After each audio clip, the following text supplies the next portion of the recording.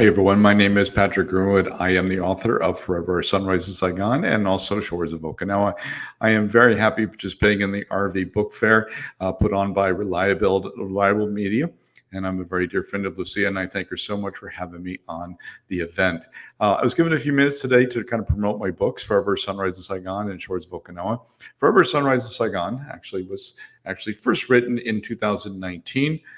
It is not has very little to do with the Vietnam War, so I want to kind of put that out there initially. It is very much of a love story. There are parts of the book that are fictional, and there's also parts of it that are non-fictional.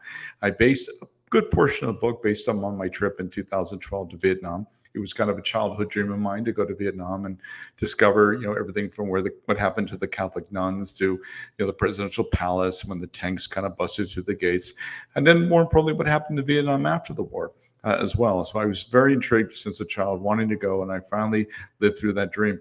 Now, while I was there, the hotel that I stayed at actually hired a translator. Her name was Fong. And Fong actually, for several days, actually took me around Saigon to see all the different sites that I wanted to see as well. And we actually became lifelong friends, and we're still friends even today. But as most things know, there is a romantic side to this book where the main character, which is Jack Kendall, and Lin Bo No is actually the quote translator.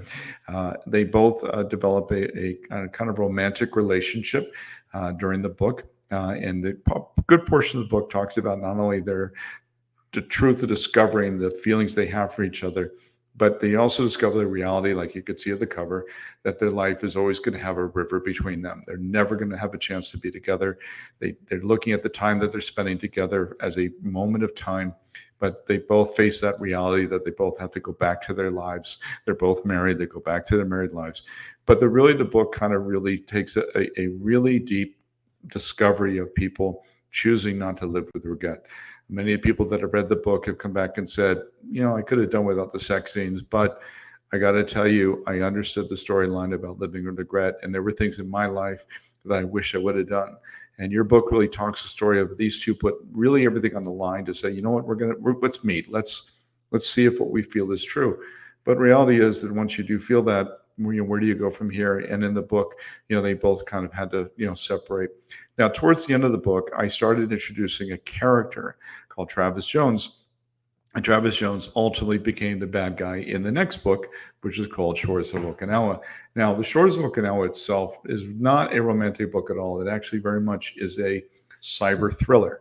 And a big portion of the book talks about China hacking Taiwan, which does happen in real life.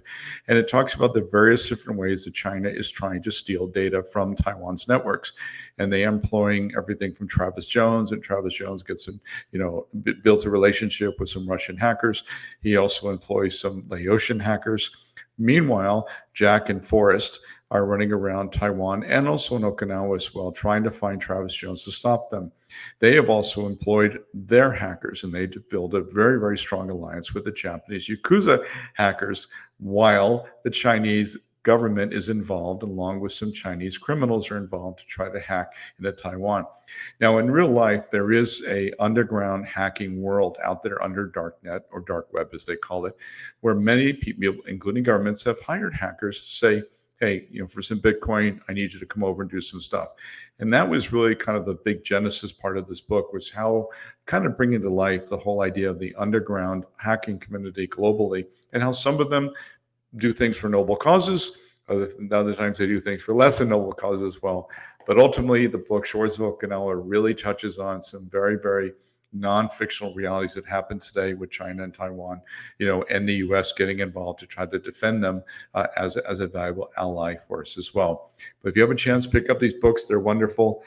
Forever Sunrise in Saigon, the romantic novel, is available on Amazon.com. And also, more importantly, of course, Shores of Okinawa, which is a cybersecurity thriller, is also available on Amazon.com as well. I hope you have a chance to pick them up. And if you liked them, please leave me a great review as well. I hope you enjoy them. Take care.